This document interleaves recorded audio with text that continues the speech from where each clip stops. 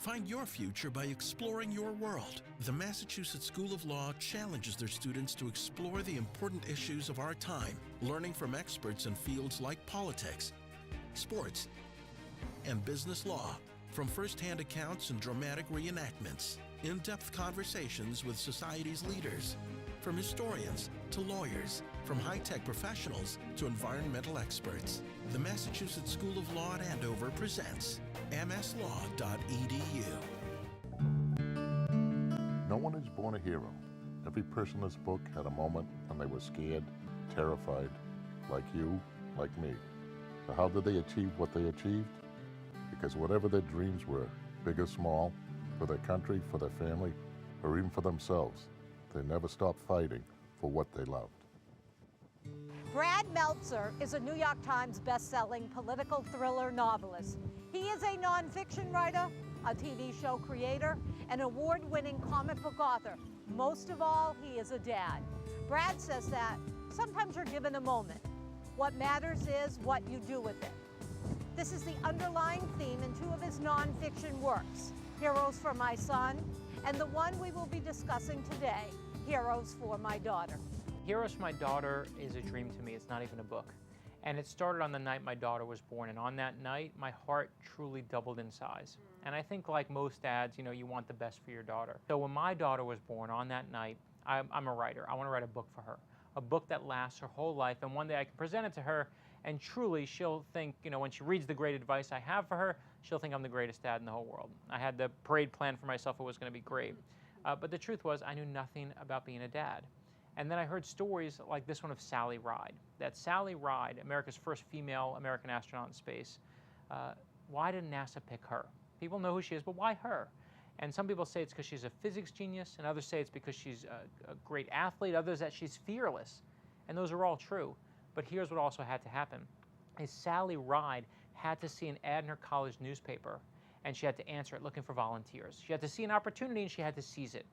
And to me, that is a key lesson I want my daughter to have. I said, that's the book I want to write for my daughter. A book not just of rules, but a book of heroes. Because this book is a collection of individuals that you picked, what common characteristics did you find among them? Oh, it's interesting. When I started, I had one thing with the book, and that was I wrote Heroes for my son, and now I was going to do Heroes for my daughter, The books were going to be the same. There's no hero in Heroes for My Son that I couldn't put in Heroes for My Daughter. I said they're going to be the same exact book. And when I handed the book in, my editor said to me, we have one problem. I said, what's the problem? She said, you keep using one word over and over in this book for your daughter. And I said, what's the word? She said, fighter.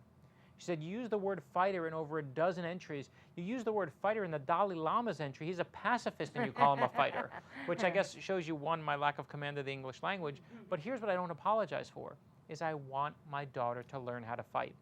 I want her, when she wants something, that she knows she has to fight for it. And if she sees injustice, she should fight harder than she's ever fought before. I tell her all the time, don't be the princess waiting for the prince to come rescue you. You can rescue yourself. And that was vital to me. But as for that one thing, yes, the fighter was in every hero.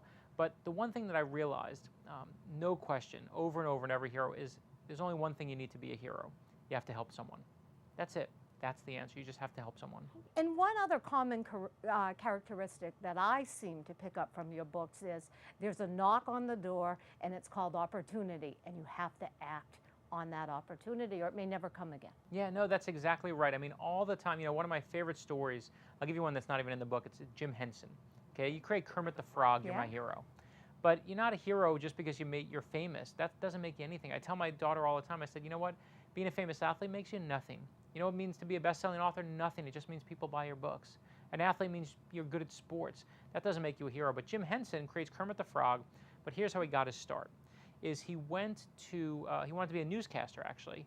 And he went to get the job as a newscaster. They said, we're not hiring. And he left all dejected, feeling really sad. On the way out, he sees an ad up on the wall. And it says, we're looking for puppeteers. And so he goes to the library, he takes out books on puppets, and he comes back to the same exact spot and he says, I'm a puppeteer, can I have a job? They gave Jim Henson 5 minutes, that's all he needed. But to me, that's the lesson, right? Is that when you see a roadblock in your way, you must go around it. You must, as you said, seize that opportunity. And I want my daughter to learn that lesson. And never, never quit. Never, oh, never. One of my favorite stories over and over in the book, there's a story in there about young Alexandra Scott. She goes by Alex. And Alex, when she was barely a year old, she was diagnosed with cancer. And that was the only life she knew. Chemotherapy and surgery and sickness. And when she's 4 years old, she says she wants to open up a lemonade stand in her front yard. She doesn't want to use it to buy toys for herself. She wants to take the money and give it to doctors to help other kids with cancer. Within a single day, Alex's lemonade stand raises $2,000. But here's what I love, is suddenly other lemonade stands start opening up, all with Alex's name on them. And then she sets a new goal. She says, let's raise $1 million. On June 12, 2004, hundreds of lemonade stands open up in every state in the country, ordinary people selling water and sugar and lemons to help kids with cancer. Nearly 2 months later, Alex dies. She's 8 years old when she dies. Her parents are holding her hands as she dies. And she says right before she dies that next year's goal should be $5 million. To this day, Alex's lemonade stand has raised over $45 million. It is still going strong. One girl, one idea, one big dream. That's a hero for my daughter. Oh boy, that says it all, doesn't it? Let me ask you before we specifically go to some of the heroes, how do you envision heroes may change for girls over the next 20 or 30 years? You know, I think it's interesting. There's actually been a lot of talk right now as to what it means to be a mother. What does it mean to be successful? Can a woman have it all? You know, that's the phrase, right? Can a woman have it all? And I think it's a fascinating debate. But I realize, as much as I want to say my son's no different than my daughter, I'm going to absolutely treat them the same, my daughter, just by being a woman, is going to have a harder life. She just is. The facts are there, right? Women earn less. They're, you know, they have to deal with other things that men will never deal with. My son will never have to deal with that work-home balance. And, you know, a friend of mine was telling me as I was reading this article recently that women, you know, are concerned more and work harder and worry more and stress more over, are they putting enough time in their family and compared to how their job is. And no matter how great a dad I want to be, men just don't do it and sweat those details like women do. That's right. And I think that in a strange way, I think the hero that we're going to see as we go forward in the next 20 years are those women who have figured out that and who have figured out how. And you know what I think the other part of the answer is? It's we're going to also see people respecting the heroes who are at home with us. You know, one of the heroes who's in this book is my grandmother. And my grandmother died actually in the past year. And she died as I was putting this book together for my daughter. And it was a really emotional time. My grandmother, when my grandfather died, my family said, oh, she'll never go on. She loved him too much. And she went on for over 20 years. And then she went blind, and they said she'll never go on. And she went on. And then she went deaf, and they said she'll never go on. And she went on. And I used to go to her, go visit her on the weekends, and I'd yell into her hearing aids. I'd say, nah, how you doing? She'd always say the same thing. She'd say, oh, I'm fine, darling, I can't complain. And I'd say, are you kidding me? I said, you're blind and you're almost deaf and you're a widow. How could you not complain all day long? But to her, she had everything because she had a family. And that is a great hero. You know, we forget those, we always focus on these big heroes, but we forget these heroes who are at home. They're sometimes the best heroes of all. Now, your grandmother, as I recall, is the person who always would say, see you later, not goodbye. Yeah, I know, she did. Every time you left her, I'd say, bye now, and she always say, no, see you later. I'll see you later. And so on her headstone, when we just unveiled it, it says, never goodbye, darling, on her headstone. And that's one of my favorite heroes in the book, but I can tell you and your viewers, the best hero in the book is on the last page. Because the last page of Heroes for My Daughter is blank. And it says, your hero's photo here and your hero's story here. And I promise you, you take a picture of your mother or your grandmother, a military member of your family, a teacher, and I promise you, you put their picture in this book, you write one sentence of what they mean to you, that's the most important hero in Heroes for My Daughter. And again, to go back to your question, to me, in 20 years, I want to see more people recognizing that that hero who they live with is sometimes the best hero of all. The heroes for my daughter would be my parents. We came to this country in 1966, and my parents came over with 5 small children, all under the age of 7, with nothing but a suitcase with whatever clothes that we could bring. And when we came here, we lived in my aunt's 2-bedroom apartment for 3 months until my parents, both of them, could find a job and save enough money so that we could get our own apartment. So for me, they're my heroes, and I would hope that my daughter would feel that they would be her heroes too. We struggled for many, many years, and were able to eventually, my parents were able to buy a home for us, and they wanted us to come to this country so that we would have a better life and a better education. And myself and my siblings were a testament to that, because we are all successful in our own right. We own our own homes. We're all married. We've got children. We all have great jobs. And I think we owe all of what we have today to my parents. One of the heroes that I would choose for my daughter is Mae Jemison. She was the first African-American female astronaut, and she traveled on the Space Shuttle Endeavour. In addition to being an astronaut, she's a professor, a Peace Corps volunteer, an entrepreneur, and a physician. And she combines two of the traits that I see in my daughter already. She loved to dance, and my daughter loves to dance. And she also loves technology and nature and science, and my daughter loves getting out in nature and exploring nature. And those are all traits that I think I would like my daughter to have as well. All right, let's start at the beginning of the book, and I'm going to pick a number of the different heroes that you have portrayed, and we'll talk about them. Sure. You begin the book with Marie Curie, the first woman who really, as a scientist, wins the Nobel Prize. Please tell us why you start here and what the significance of her story is. It's funny. The reason she's the first hero in the book, I started by saying I wanted a woman. It had to be a woman, of course, right? It's Heroes for My Daughter. I started with a woman. I have men in here. There's Christopher Reeve is in the book. Abraham Lincoln's in the book. Gandhi's in the book. Heroes for My Daughter must open with a woman, right? This was all the symbolism of it was to me why we picked her. And I had heroes like Audrey Hepburn, who I love. I think is great and a great model, but I didn't want to start with someone who was known for her looks and her beauty. I wanted my daughter to have someone who was focused clearly on her brain. So the reason she got picked is the two heroes that were going to be the first ones in the book was Sally Ride and Marie Curie.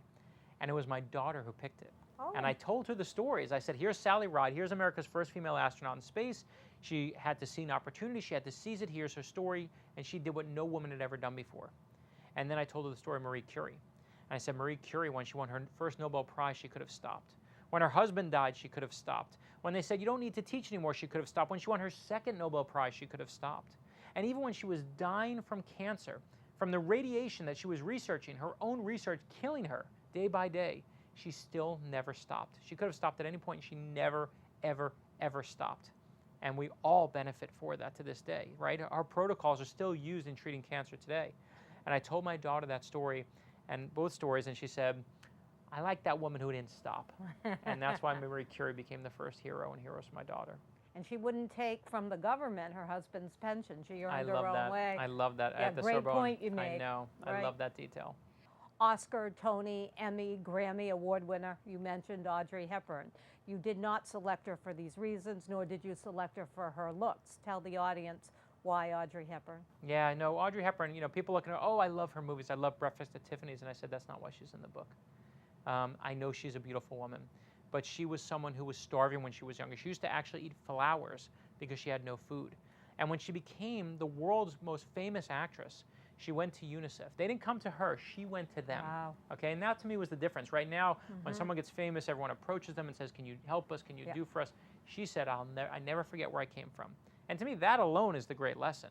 And it was Audrey Hepburn who was one of the first people into Bosnia before Clinton and before everyone else was going there. It was Audrey Hepburn who brought the attention there because she would go there and hug these kids.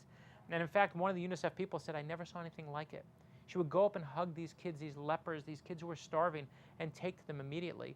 And it was she who brought that spotlight and shined it on these details. How could I not put her as a hero for my daughter? Helen Keller, the first deaf and blind person to graduate college. Yeah. Tell us about this selection. Yeah, I debated Helen Keller. I knew I wanted to do Helen Keller and Anne Sullivan. And I didn't know whether I should do them both. And they both have incredible stories. Helen Keller is, of course, we know the story. A girl who's blind and she's deaf, and everyone says give up on her. Put her in an institution and give up on her. She's never going to amount to anything. And she's basically taken care of by this woman, Anne Sullivan, who finds her lucky enough to have this teacher. Teachers have a very important place in my heart. And one of the stories actually that's not in the book, I'll tell you right now about Anne Sullivan, is Anne Sullivan, we all know the story, you know, she used to write into Helen Keller's palm and spell out words to her and write water and write these things. And what I love is, you know, eventually Helen Keller learned how to speak. She would put her hand on Anne Sullivan's lips and on her mouth and on her throat, and she would feel those words, feel the vibrations. And that's how she learned to speak. She said, I want to learn how to speak. And within a couple days, she learned how to say her first sentence, which is, I am not dumb now. And I just love that. What I love about Anne Sullivan, though, and this is the other half of the story, is Anne Sullivan, while she was teaching Helen Keller how to do this, Helen Keller wasn't supposed to go to college. They said, and the dean said when she applied to Radcliffe College, he said, you know what, just don't apply this year. It's going to be too hard for you. And Helen Keller, actually the first year, listened to him and didn't apply. And then the next year she said, you know what, I'm going to go. I want to go. And when she was there were no Braille books, so Anne Sullivan used to have to write in her hands every different book that she had. And what I didn't know, this amazing part of the story, is that Anne Sullivan actually had eye problems too. And she went to her doctor and said, and her doctor said to her, if you keep writing in this woman's hand every day, you're going to risk going blind yourself. And Anne Sullivan said, I don't care. I want to help this girl. And not only did Helen Keller graduate from Radcliffe College, she graduated cum laude with honors, right? I mean, incredible story. Goes on to write multiple books. This girl who amounts to nothing changes the world and in the process, and changes how we deal with people with disabilities. Both of them heroes, of course. And one thing you point out is no pessimism. Yeah, no, that's what I love, you know, Yeah. and I think it's important. I think we live in a world today where we always want to find what's at fault and what's bad and what's wrong. And to me, no pity, no pessimism, just honest to God, a miracle.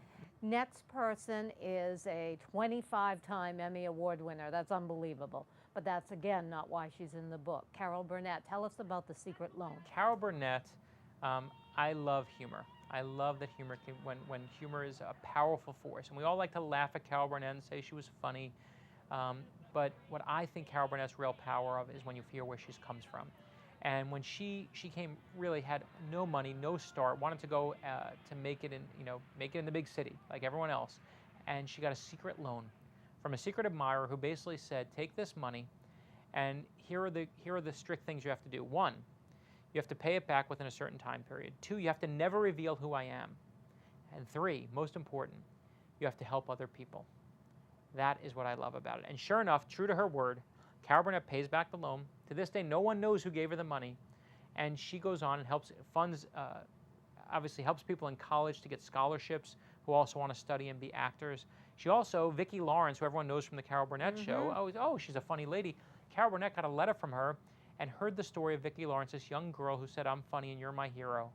And Carol Burnett said, you know, why don't you come in, and went to see her and gave her her shot and helped her. And that's how Vicki Lawrence got her shot, paying back and never forgetting where she came from. That is a key lesson for my daughter, right? Is to never, ever forget, not just where you came from, but how you got there. So let's go back in history and look at the wife and mother of 2 former presidents, Abigail Adams, who is, as you call, our founding mother. Yeah, I don't know if anyone ever used the term before. Never heard it before. And I thought made it that up. was good. I appreciate it. It was, you know, people always talk about the founding fathers, and to me, they were founding mothers. And I thought Abigail Adams, when you read the letters that she wrote to John Adams, you don't just see husband and wife in love. What you see is a woman arguing for fights, to fight, to stick up for yourself, for freedom, for equality. She's arguing for other people's rights, for gender rights, for, you know, slaves' rights. She's picking these fights decades before we ever deal with them, is this woman.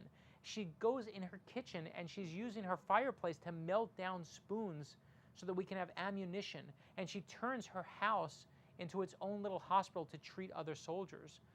This is the reason why we win the Revolutionary War. I'm sorry. Like, I know we have the founding fathers, but it's because of those founding mothers as well. She's as strong as can be. I wish it was actually one of the few things I regretted about the book. You know, every page in Heroes for My Daughter is 1 page long. The stories are always 1 page long. They show the hero on 1 page, and then they tell the 1-page story in the other. And what I really wanted to do is to show these letters. And I just thought, when you read these letters, I remember I was reading them with my own wife. And my wife was going, I'm so inspired now. I want to go out and do things today because of what Abigail Adams did all those years ago. Maybe sounds cliche, but I'll say my mother was the very first one. She had a lot of profound sadness in her life. She was lost her mom when she was 18 and a half months old. Her dad left her. She lost a son to brain cancer at 13. She was a widow at 50.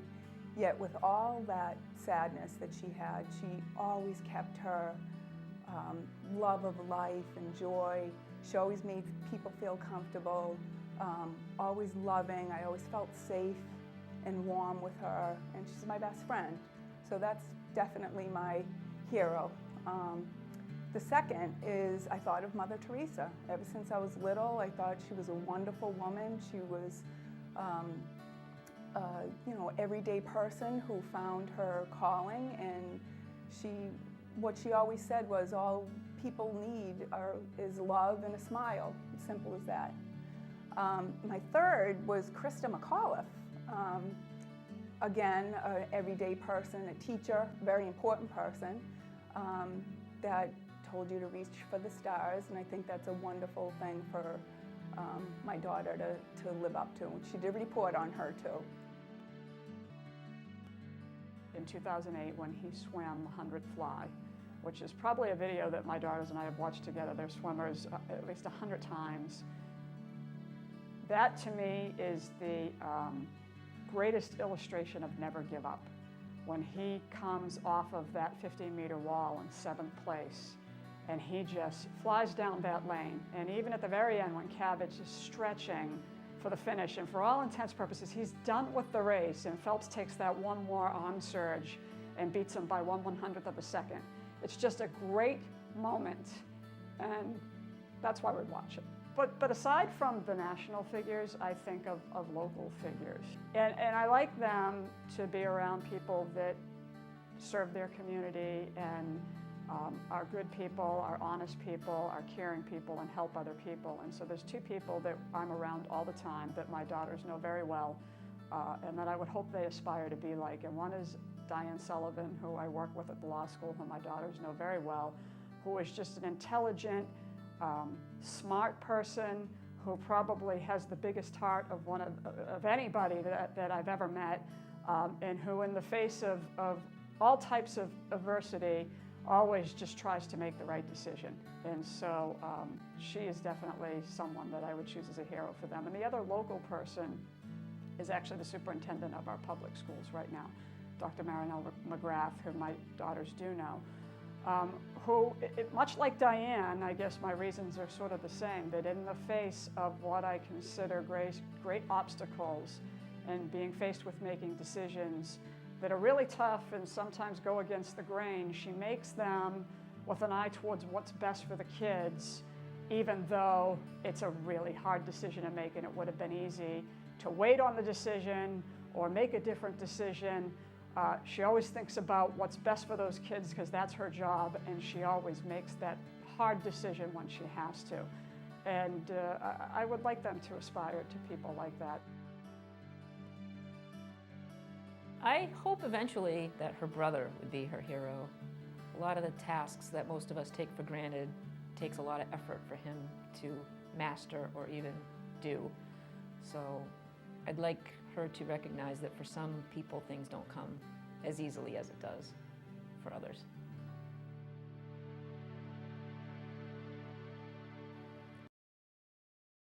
From day one, I knew I took the right step. The Massachusetts School of Law is challenging, but you feel welcomed and supported at every turn. You're learning the professional skills you need to get hired. From professors with real-world experience. Trust me, that makes a huge difference. I now have a job I love, and the best part is, I'm not in debt. No LSATs required. Teachers that make a difference at the most affordable law school in New England, the Massachusetts School of Law. Your future starts here.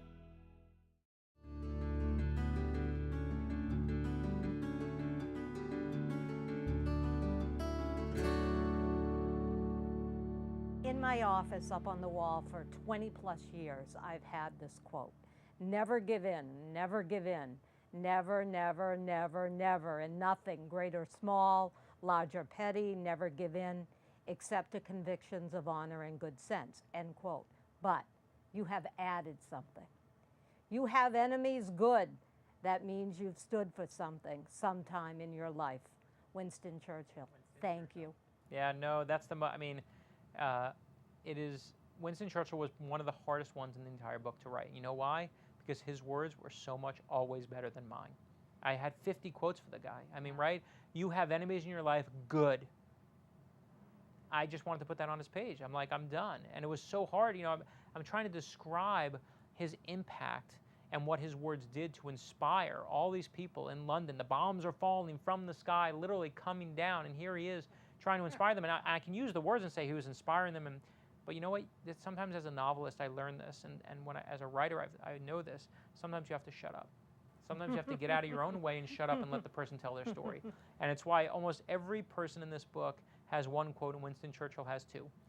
Because you got to get out of his way and shut up. And I just love that he says that. And I think it is important, right? We always want to... Oh, so important. You have to have enemies. And I always say to my daughter, you know, make the right enemies in your life. Eleanor Roosevelt, tell us the story when she goes to the tent city. Yeah, so Eleanor Roosevelt, you know, is, again, so many things you can point out, right? There's so many ways that she inspires people. If I ask 10 women, give me your heroes, Eleanor Roosevelt is on 9 out of 10 people's lists for women. Correct. It just is, she's just one of those people. And everyone has them for different reasons. Some people say, you know what, she didn't apologize for how she looked. She didn't apologize for who she was. You know, they all have different reasons. And I couldn't find one story. I was like, I want the one moment that shows all those things, that shows really what this great woman was. And it was, you know, this great moment after World War I. All these soldiers were picketing and had opened a tent city in Washington, D.C., saying that they wanted money for their payments for their pensions as being soldiers, and the government hadn't paid the money that they had promised them. And before FDR was elected, they were actually, the soldiers, in the tent cities, they sent guns and people with bayonets, and they said, you know, we're going to get people out of these tent cities and fight them. When the tent cities come up again, when FDR is elected, instead of sending people with guns or sending, you know, people to fight and get rid of these guys, he sends his wife. And he sends her alone. He sends Eleanor Roosevelt into this tent city. And rather than having a gun or a battle or, you know, even words, she goes around, brings coffee, and says, let me hear what you're talking about. Tell me your problems. And she listens.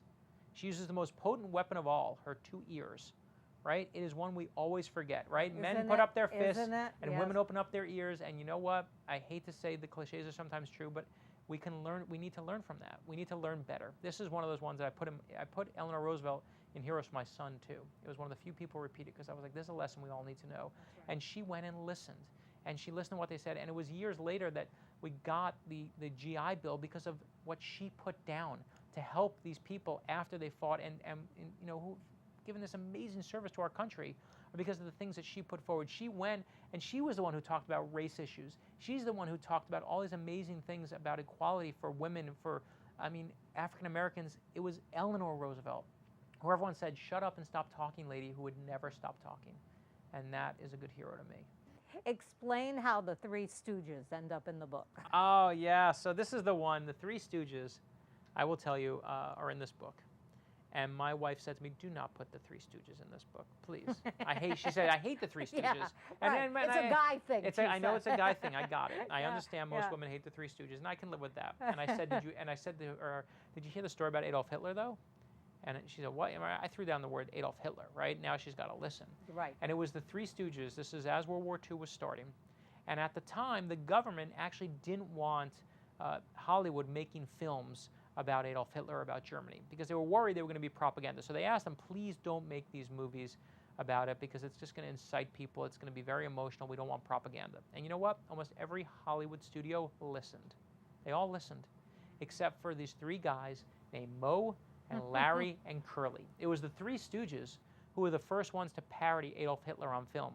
And they did it nearly 9 months before Charlie Chaplin did it in The Great Dictator, even though Chaplin usually gets the credit.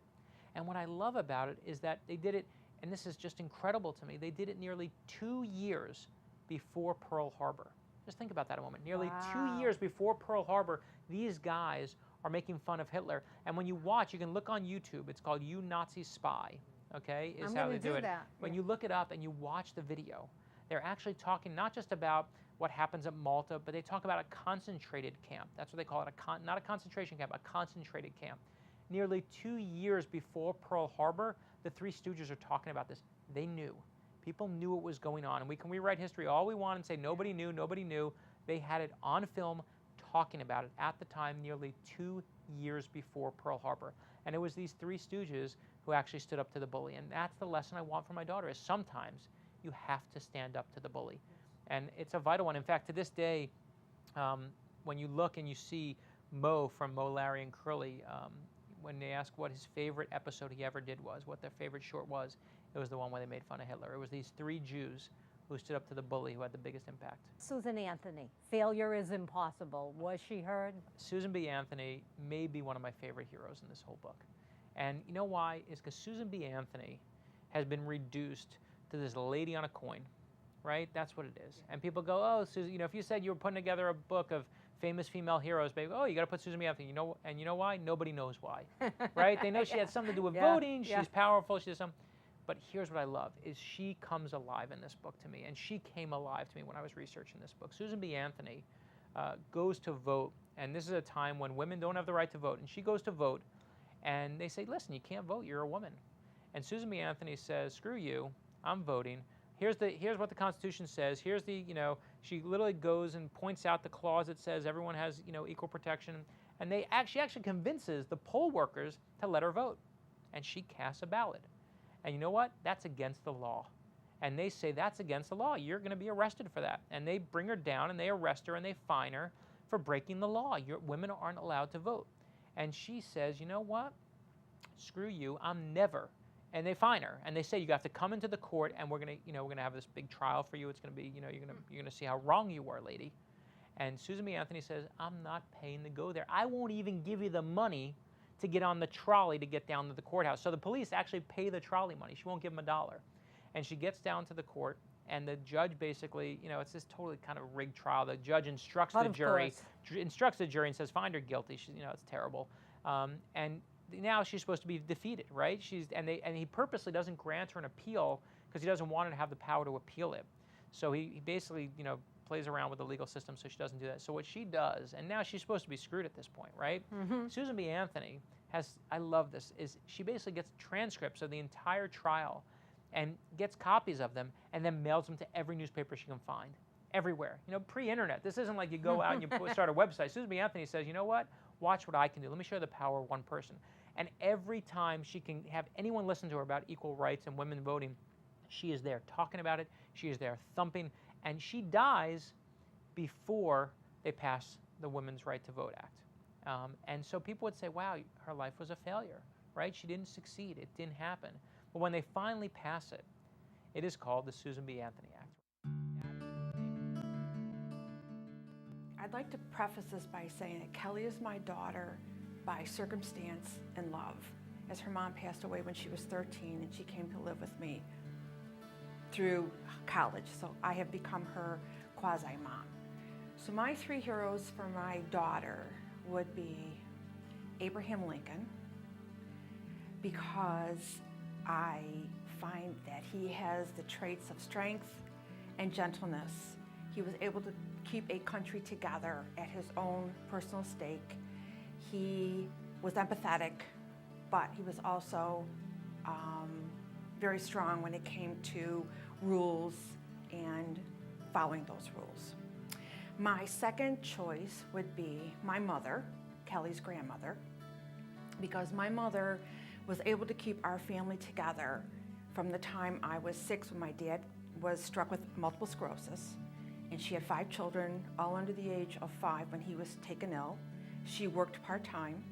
She raised all of us, took care of my dad, and ran a household. And I found her to be a woman of strength, which is very important to me, of great love for her family, and never bowed or brought down by her circumstances, never complained, just proceeded with her life. Enjoyed life to the fullest, but never gave up. And my last choice for Kelly would be her mom. Her mom passed when Kelly was 13. She was our middle child.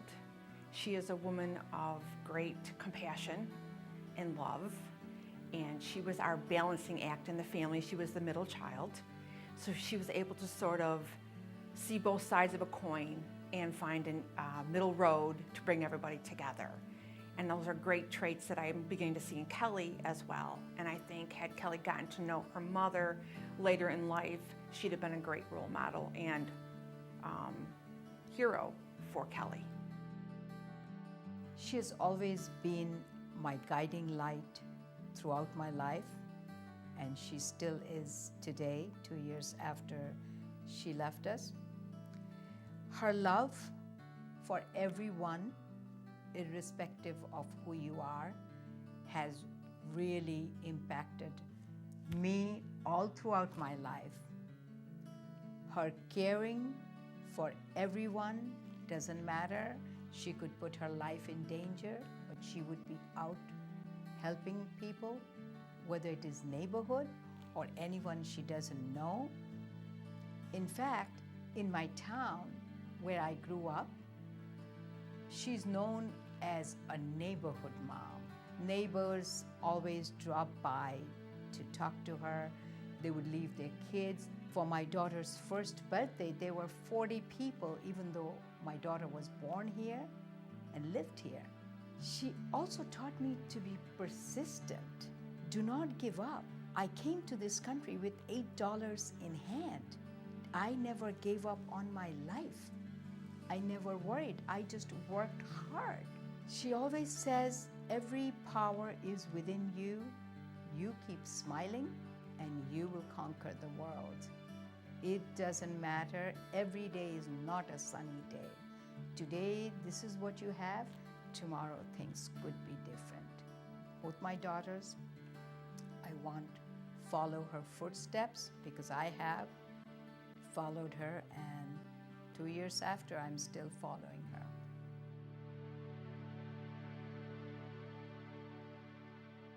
You know, it's funny, when I gave, I remember when I gave my daughter the book, you know, she doesn't care about Thurgood Marshall. She doesn't care about Rosa Parks. She cares about who she knows. She cares about funny women. She loves Lucy. She loves Lucille Ball. And I remember, it's called Heroes for My Daughter. I'm handing it to my daughter. It's a big moment. And I'm waiting to see who she's going to pick. She picked Lucille Ball first. And I love Lucille Ball. And the reason she's in the book is not because she's funny. My daughter had seen her on that conveyor belt episode where the chocolate's coming and she's eating the chocolate.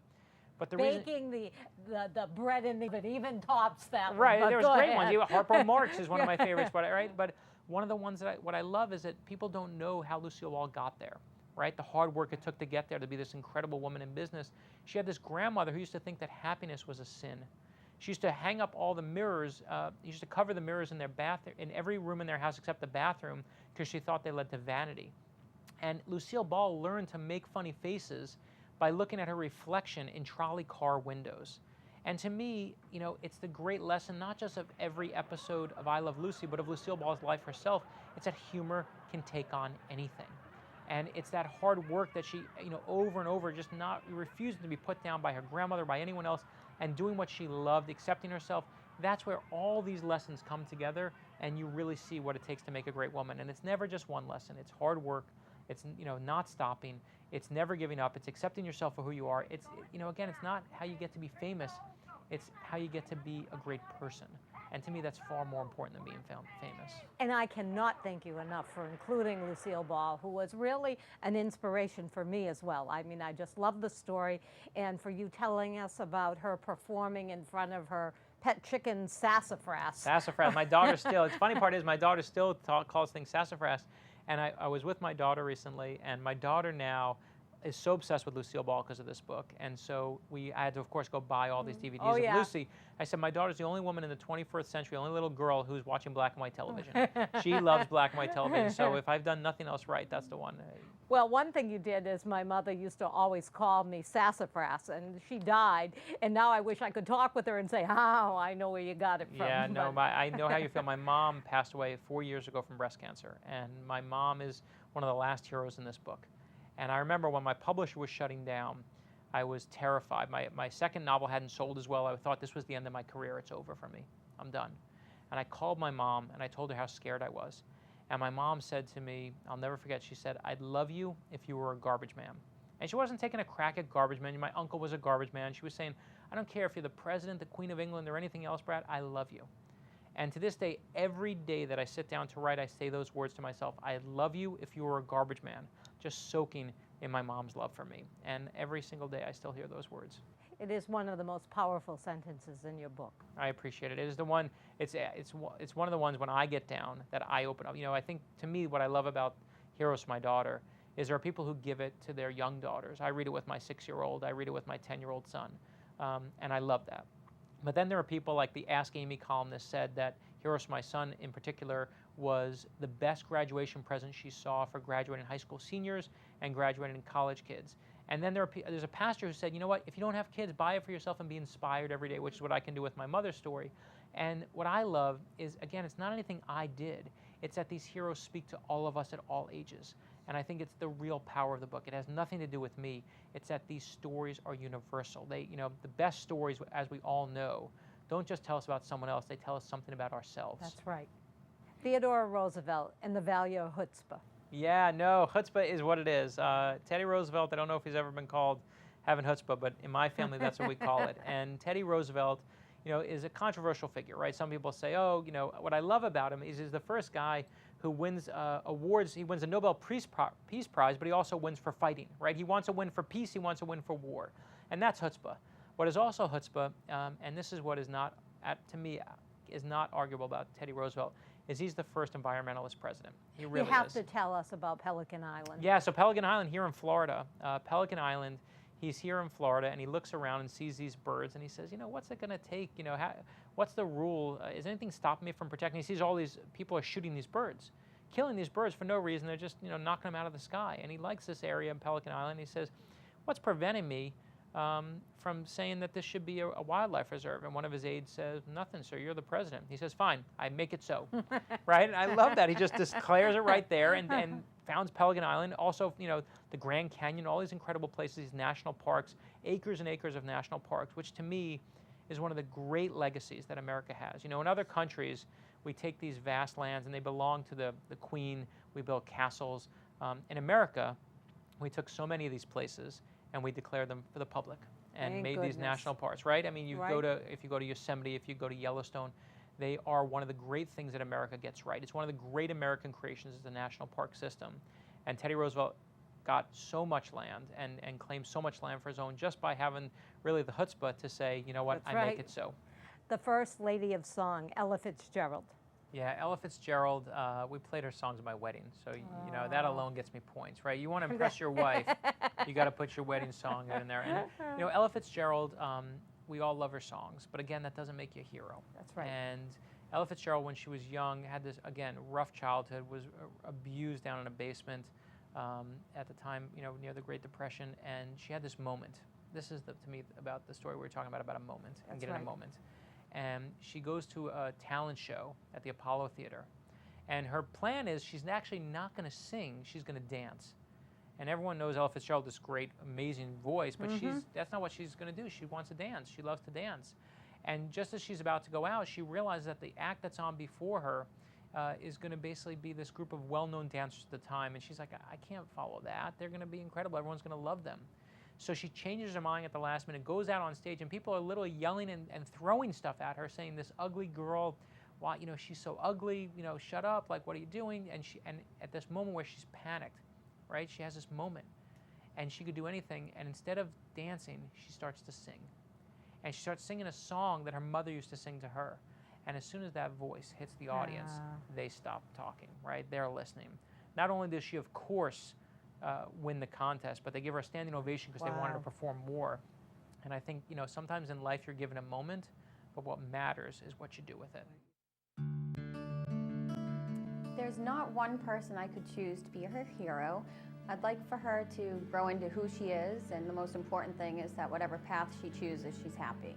But there are a lot of people in her life who I think have great characteristics that hopefully she'll possess someday. Her godmother I chose, Janice Studemeyer, because she's a smart, intelligent, hardworking, strong individual woman.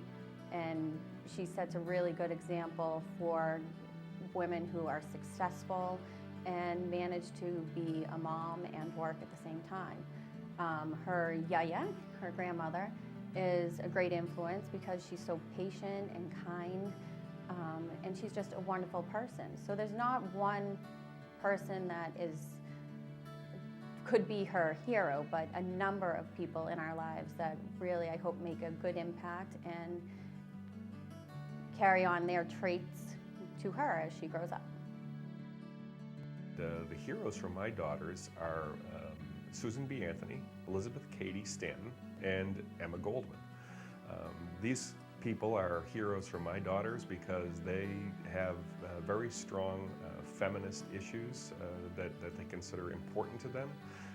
And Cady Stanton and Susan B. Anthony were the embodiment of protest against unjust laws against women back in actually the 19th century, late 1800s. Emma Goldman brought that forward in right around the turn of the century when the laws were incredibly strong against women and also against, basically they promoted economic inequality.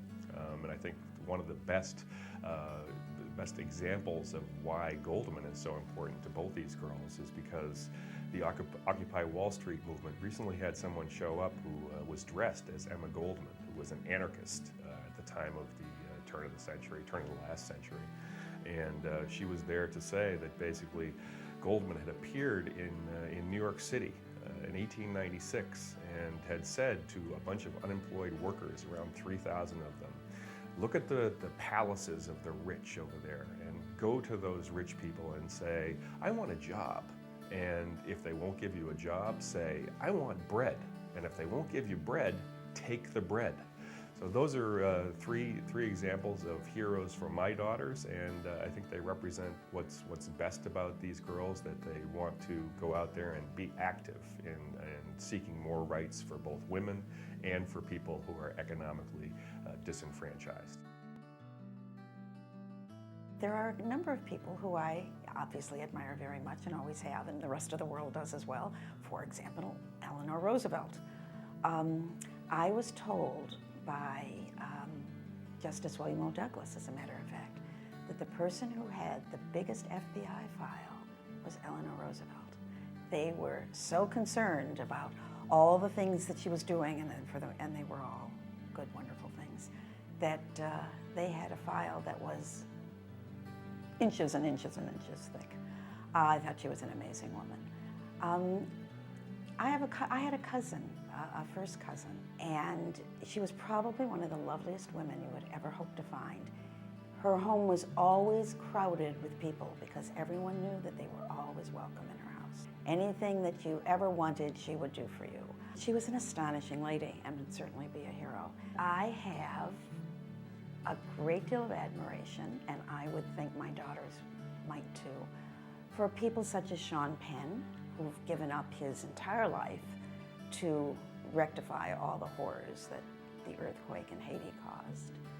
And George Clooney, who could have done anything he wanted. He could sit in his villa on Lake Como and just bask in all his riches and fame, and instead he does all these astonishing things, making the world aware of the horrors that are occurring in countries such as Rwanda.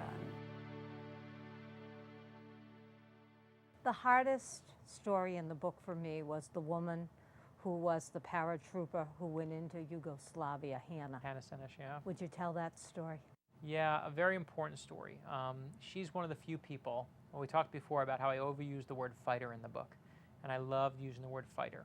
And I changed the word fighter in many entries, and I left it in Hannah Senesh's. And this was basically, obviously, during the time of the Holocaust. And Hannah Senesh actually leaves Yugoslavia and goes back to what is now Israel, and then finds out what's happening. Finds out what's happening with Hitler, and finds out what's happening with the Nazis, and says, my mother still lives there, and I need to go save her. And she becomes part of this British paratrooping troop. And she's the woman that's on there. All these young men, and there's Hannah Senesh. And she parachutes down and makes her way. They're going to help Jewish people who are trying to help the resistance. She's Jewish herself. She knows what it's like to be spit on. She knows what it's like for her teachers to make fun of her. She knows what it's like to be called the dirty Jew. And she goes back to help others, right? She can stay in Israel, and she can just live her life out. She can live peacefully. And she says, I got to go help them. She gets captured very quickly. And after she's captured, what they want is they want her radio codes, the British radio codes that they gave her. And if they can get the radio codes from Hannah Sinich, they can crack those codes and listen in on what the Allies are doing.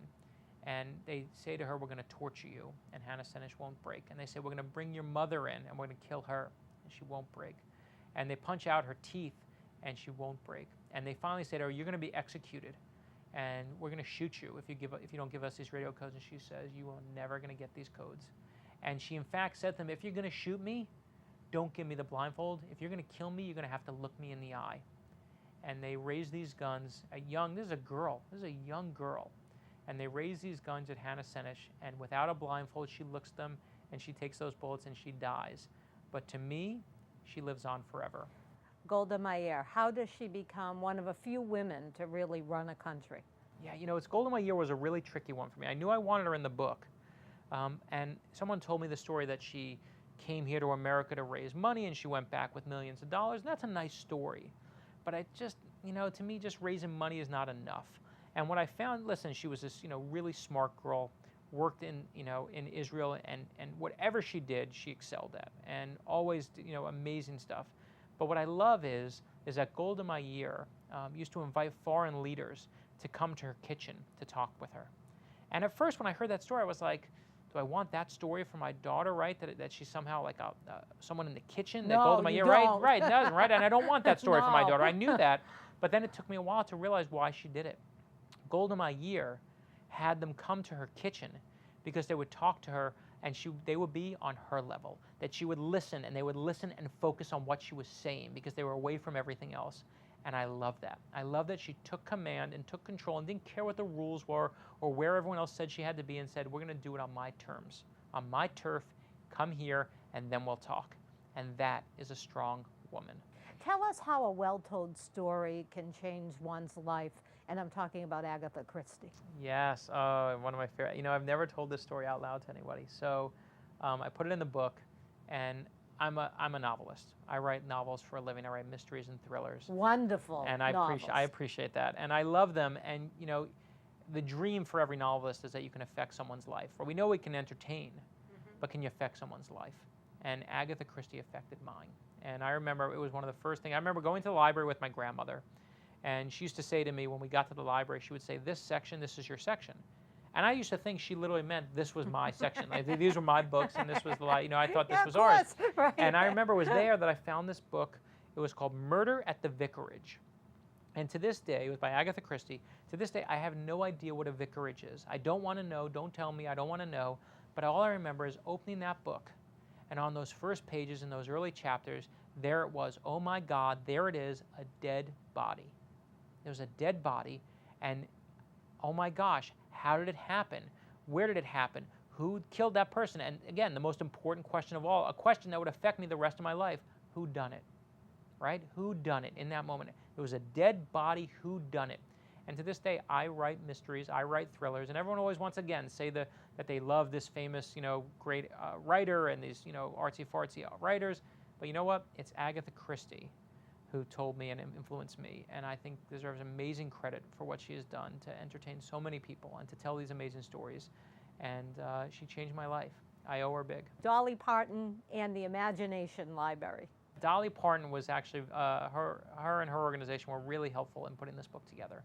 And people know Dolly. People always say, Dolly Parton, a country singer, you put her in there? Yeah. And people forget where Dolly Parton came from. And it's as you've heard me talk so far, that's a vital lesson for me, not forgetting where you come from. And Dolly Parton grew up in the foothills of Tennessee, and, you know, in a one-room shack. You can't even describe it as big. It was a shack. And she learns to write music, becomes one of the most famous, wealthy, successful songwriters in the world. Okay, incredible story, that's great. And that's fine, but that doesn't make you anything. That just means you get money. What I love is after she has all this fame, she goes back to the foothills of Tennessee where she grew up, and she buys that plot of land where she grew up and where her one-room shack used to be. And at this point, Dolly Parton can put a giant mansion on there. She has enough money to do it, right? She can put whatever she wants on there. But instead, what Dolly Parton does, and yet she rebuilds the shack. She, you know, it has modern amenities, but it's still small, still tiny, still in the same footprint. And she goes there when she wants to relax and maybe write. That's where she'll retreat to. And to me, again, one of the greatest lessons we'll ever hear in our lives, which is never forget where you come from. And I love her quote in there, which says, you know, we all want to have the rainbows, but to get the rainbows, you got to put up with the rain. And every time I see the rain outside, and every time something goes bad, I try to think of that. That to me is good inspiration. Our last hero that we're going to talk about today. How does a woman, a young woman with polio, end up being the fastest woman on earth, really? Wilma Rudolph was this little girl who had polio. They said she's never going to walk again, and she was a runner, right? And we all know for runners, how you start out of those starting blocks is so important to how you finish the race, right? It's so important how quickly you get out of those starting blocks. Wilma Rudolph gets out slow. Polio, they say she'll never walk. She has to take a bus for miles to go see the doctors, and her mother would ride the bus with her. And eventually they take, I think she's 9 years old, they finally take the braces. They have these giant metal braces on her legs. They finally take them off. And Wilma Rudolph starts to run. And she really starts to run. And not only does she start to run, but she's faster than anyone. And she wins a bronze medal in the Olympics. Then she goes for the next Olympics and she wins 3 gold medals. The only person at that Olympics to win female to win 3 gold medals at that time. Incredible. So I love this story because, yes, it's important how you take off out of the starting blocks, but it is no indication to how you will finish. Throughout the hour, we have talked about your personal heroes, your grandmother, your mother. Any other final comments about your personal heroes? Well, I do have to tell you one, because we didn't talk about her. It is my wife. And my wife, Corey, is, I owe this book to her for many reasons, and not just because I couldn't have my daughter without her. I owe her for, this book. She knows she's the last hero in here. And it says, last hero, your mom.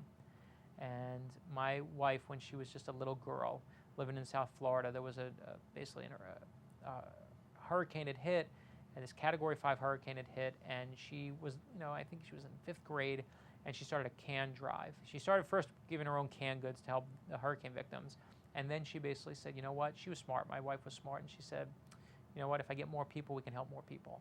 So she started a whole school-wide food drive.